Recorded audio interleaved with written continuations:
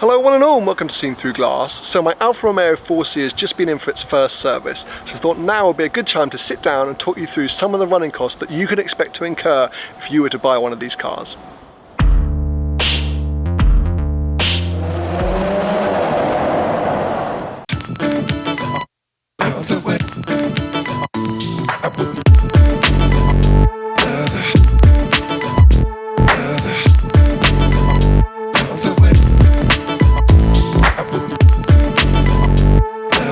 Okay, enough beauty shots of my own car, let's get into this. So we are going to have a look at the running cost, and that is going to include price, tax, insurance, petrol, oils and consumables, servicing, tyres and cosmetics. So I guess let's take it right back to the beginning with price, because I'm guessing that some of you guys might not be sure how much a Alfa Romeo 4C Launch Edition cost. I say cost because you can't actually go and buy a launch edition these days.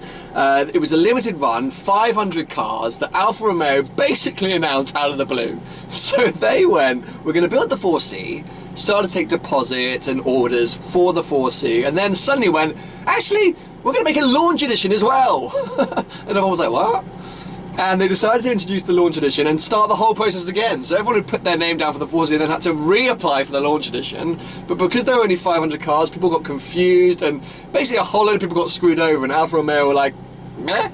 But what happened was that the Alfa Romeo 4C launch edition was announced at £52,000, and it was supposed to be like £8,000 premium over the standard 4C.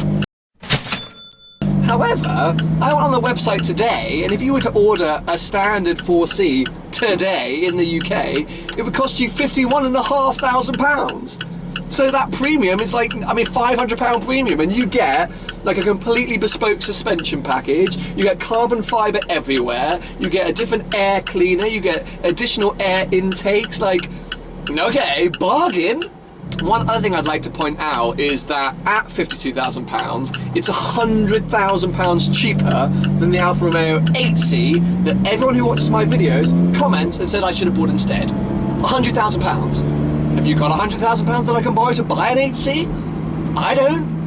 So, as I say, whilst you can't buy the launch edition new anymore, you can buy the standard 4C, or you can go onto the used market where there are some launch editions floating around. In the UK, they tend to range the launch editions between about £50,000 and £55,000, depending on mileage and dealer, etc, etc. And I think that equates to about $85,000. And I guess once you've bought the car, if that's what you're looking to do, the next thing on your kind of agenda is things like tax and insurance. So because this car is only a 1.7 litre, the tax, basically you pay £180 in the UK for 12 months road tax.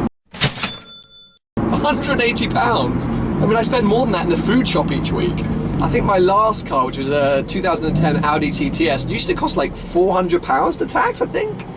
It was expensive as hell. I've had cars that have cost me like £400 or £500 a year to tax. This is £180. I don't even notice it. I mean, I do notice it. It's a lot of money. So you do not have to worry about road tax in the UK in terms of it being a stupidly high bill. Insurance is a bit different. Insurance is obviously completely unique to everyone because it depends on what your job is, how you're using the car, where you live, where you park the car. But what I can give you advice on in terms of my experience is that the 4C was maybe about £200 or £300 more to insure than my previous car, the Audi TTS. But it was also about £200 cheaper than the Jaguar F-Type V6S that I was looking at the same time. Those are the cars that I was looking at. So it was kind of in between the middle there, and for me it feels totally reasonable. It's expensive, and it's a lot of money to pay out each year, but when you hear some of the bills that people are paying for cars like the M4 or like the C63 that are kind of in this range of a £55,000 car, I was pleasantly surprised by the outcome when I put in all my figures and looked for a quote. So insurance, pretty good.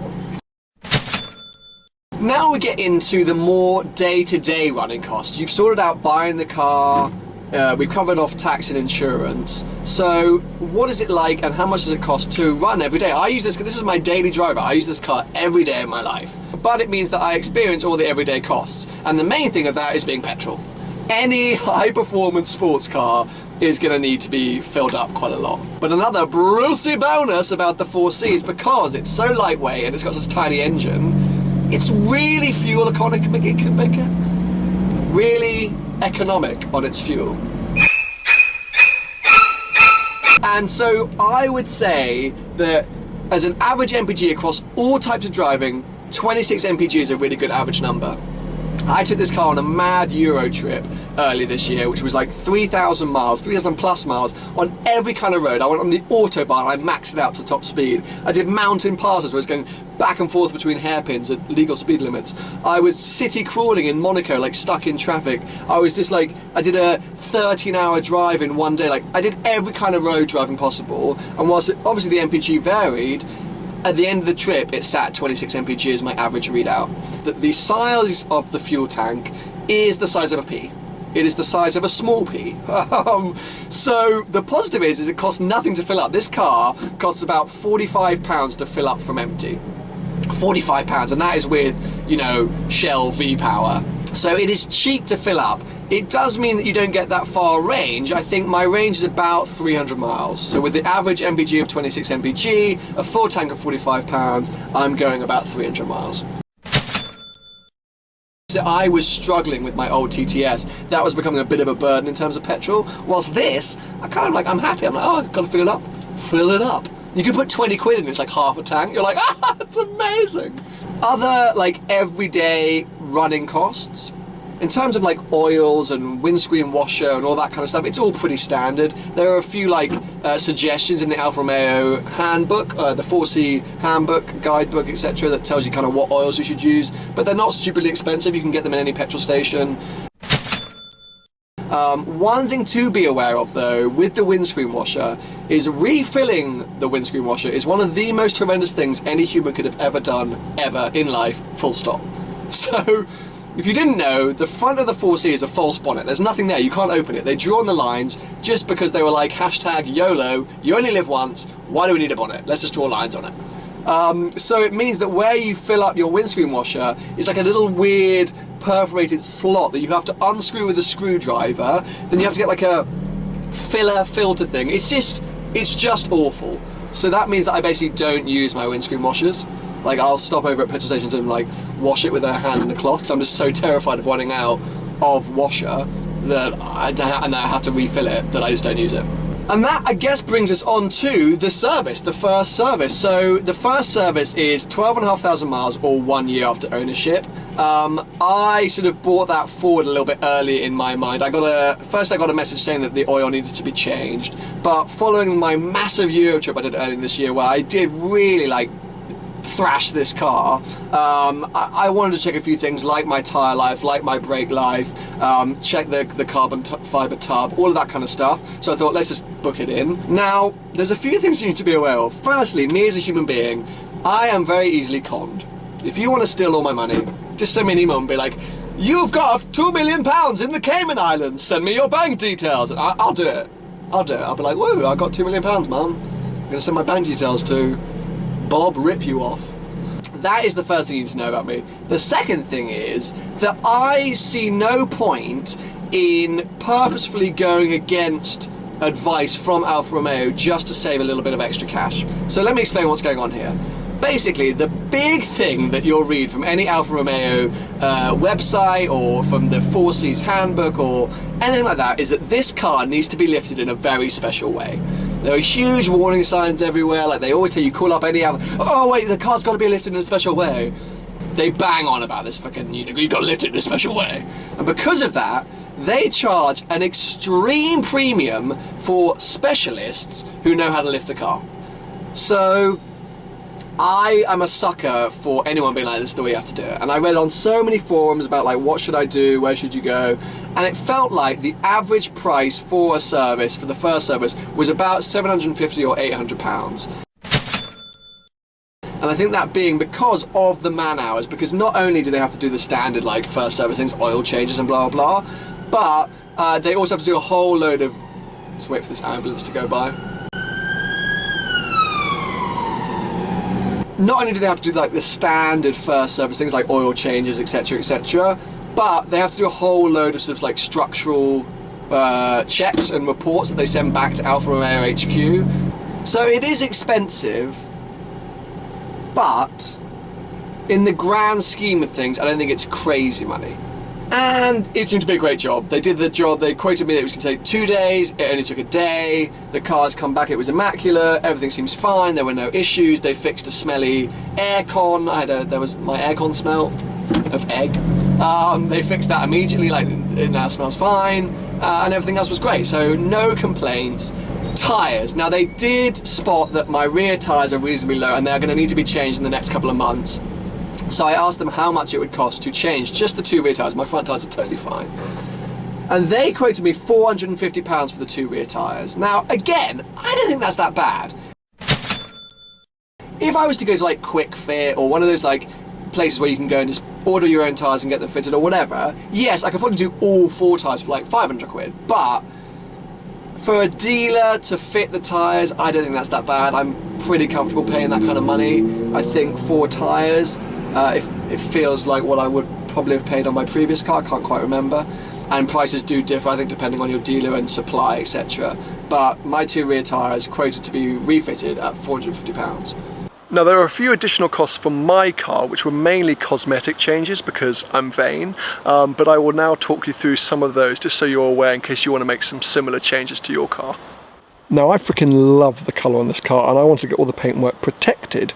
So the front half of my car, basically from the wing mirrors forward, has got paint protection film on it. Now if you don't know what paint protection film is, it's basically a very clear vinyl which you can't really see. I'm trying to find some lines for you that goes over the paintwork and helps to protect from paint chips. But as you can see here, it is really hard to demonstrate where the vinyl is because it is so thin and applied so carefully.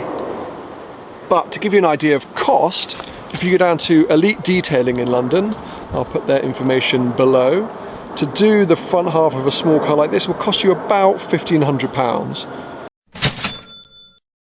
Now to be honest, I think it's worth it when I drive the car as much as I do against little chips of paint and stuff like that, which would just infuriate me.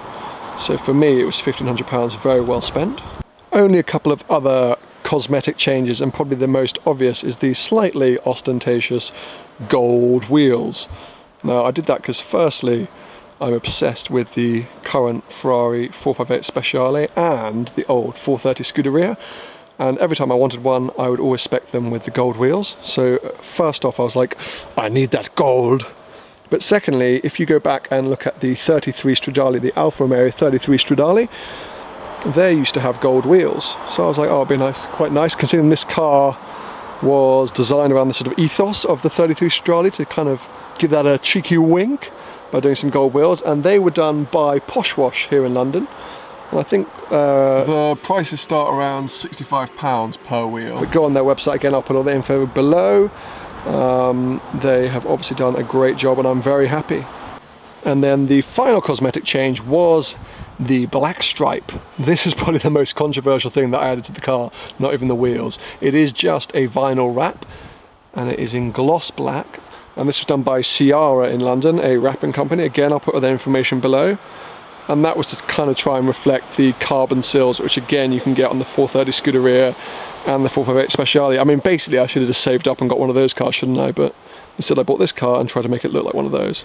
So there you have it, a full rundown of some of the running costs that you might incur if you were looking to buy an Alfa Romeo 4C. Now, of course, a lot of these prices and costs will differ depending on your supplier, where you're choosing to go. As I admitted in the video, I am not very savvy when it comes to finding deals. But I wanted to give you some kind of idea as to the cost that you might incur. Anyway, as I say, I hope it's been helpful. Please give it a thumbs up if you want to see more videos on the 4C, and make sure you subscribe for plenty more content. Today I'm joining Supercar Driver for one of their events. I love convoys! Guys, I'm freaking out. There's a challenge Stradale in here. Outrageous arrival.